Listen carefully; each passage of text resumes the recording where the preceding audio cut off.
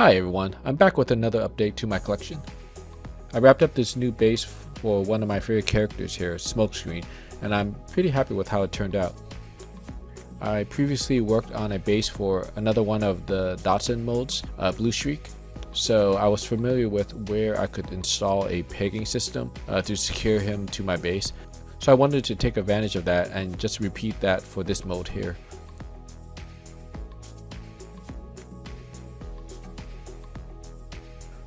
For the base itself, I wanted to push the vertical space as well as give it a strong diagonal.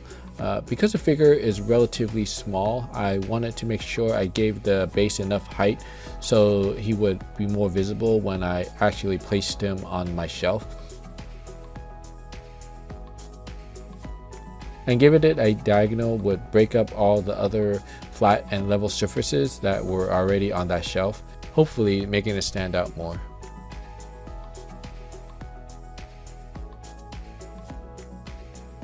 And as far as the peg itself, instead of using wire and Instamorph like I did previously, I thought I'd try using Lego instead.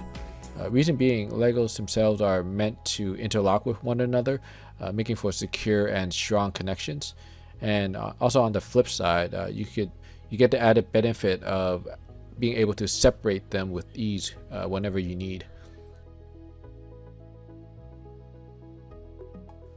And hopefully by going with this method, I'm hoping it will make it that much more easy to switch out different figures if I so desired. And ultimately with my goal being able to freely switch things out whenever I want without much fuss.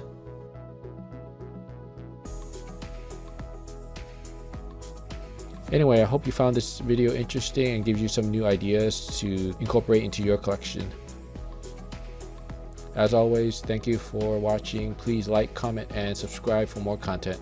Till next time.